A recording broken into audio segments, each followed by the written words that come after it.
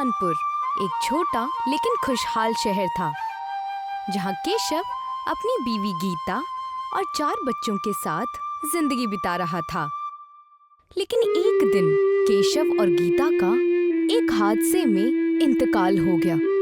बेचारे केशव और गीता के चारों बच्चे सड़क पर आ गए। भैया, क्या हुआ बेटा?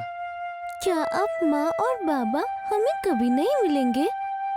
हाँ भैया, क्या हम माँ और बाबा को फिर कभी नहीं मिल सकते? नसीब से यही हकीकत है। भैया, मुझसे ये दर्द सहा नहीं जाता। मैं अम्मी और अब्बू के बिना नहीं जी सकता।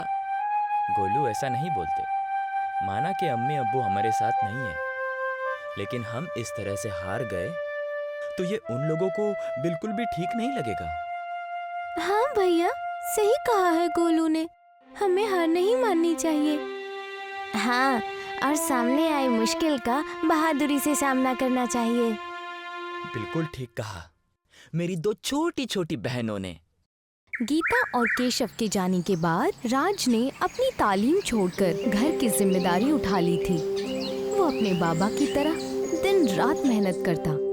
आगे जाकर मीनू, टीनू और गोलू के तालीम का खर्चा भी बढ़ने लगा। वो जो पैसे कमाता, उससे घर और उन तीनों के तालीम का खर्चा निकलना मुश्किल हो चुका था। मीनू, टीनू, गोलू, ये सब क्या है? क्या हुआ भैया? तुम तीनों पिछले 1 हफ्ते से स्कूल क्यों नहीं जा रहे? भैया, वो मेरी तबीयत ठीक नहीं थी और मेरी भी। लेकिन मुझे तो तुम तीनों एकदम सलामत लग रहे हो। रोज खेल रहे हो और घर के काम कर रहे हो। तो फिर हुआ क्या है? बस बहुत हुआ। तुम तीनों डॉक्टर के पास चलो। जरा मैं भी तो देखूं कि तुम तीनों को आखिर हुआ क्या है। चलो।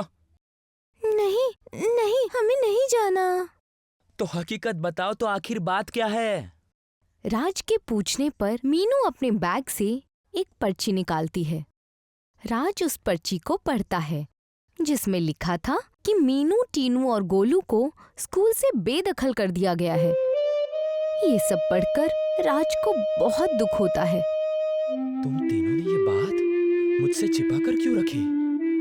क्योंकि भैया, हम जानते हैं कि आप बहुत मेहनत से हम तीनों को पढ़ा रहे हैं, और अगर हम आपको ये बताते तो आपको बहुत बुरा लगता। हम आपको और दुखी नहीं कर सकते थे भैया, इसीलिए मिलकर ये फैसला किया है कि अब से हम भी छोटा मोटा काम करेंगे, आपका हाथ बटाएंगे। नहीं, बिल्कुल नहीं। मेरे होते हुए तुम ये सब नहीं करोगे।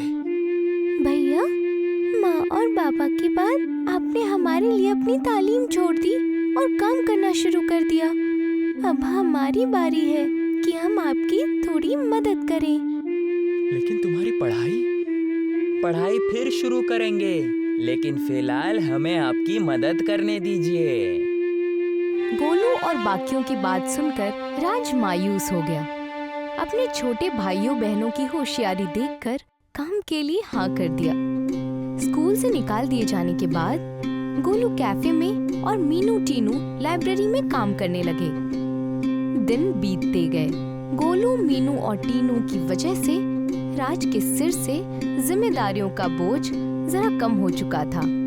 राज इस बात से खुश नहीं था कि घर की वजह से उसके भाई बहनों की तालीम छूट गई।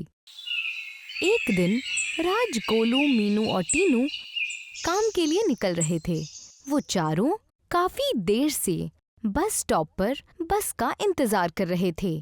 तभी उन सब की मुलाकात उनके पुराने टीचर रजत से हुई। अरे बच्चों, मुझे पहचाना? टीचर, आप यहाँ कैसे? दरअसल 1 हफ्ते पहले ही मैं यहाँ शिफ्ट हुआ हूँ और अब यहाँ से स्कूल जा रहा हूँ। तो बच्चों, तुम सब ने दफातन स्कूल जाना बंद क्यों कर दिया?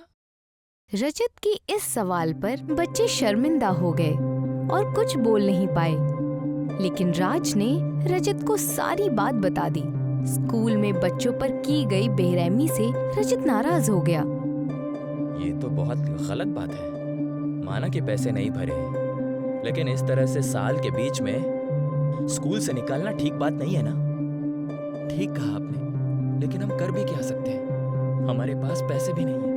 मजबूरन बच्चों ने खुद ही यह फैसला किया कि वो स्कूल छोड़कर मेरी मदद करेंगे। मैंने रोकने की कोशिश की पर ये बच्चे हैं, मानते ही नहीं। चलिए अब हम निकलते हैं, हमारी बस आ गई।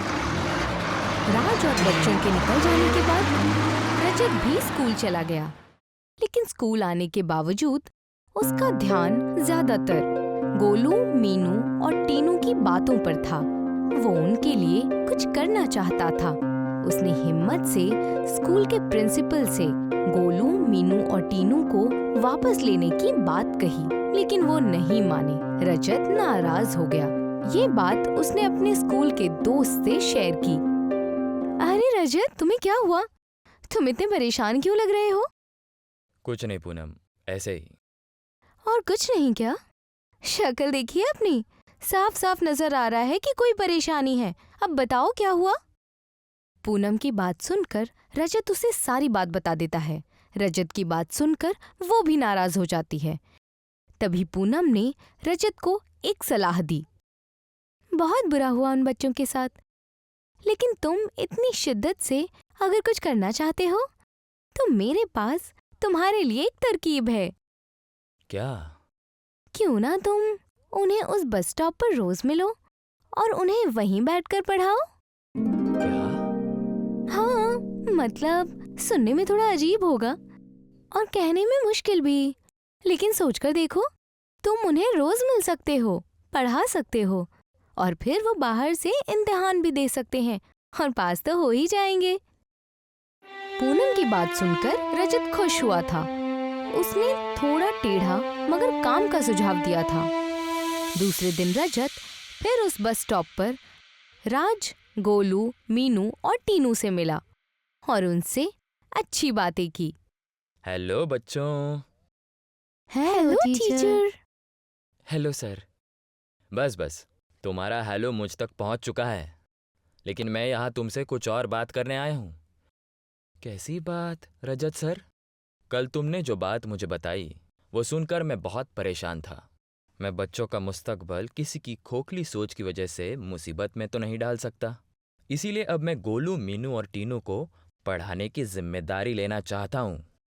ये बात सुनकर राज और तीनों बच्चे चौंक गए।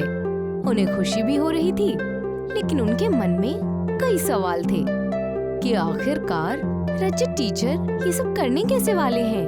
तभी, लेकिन टीचर आप हमें पढ़ाओगे कैसे?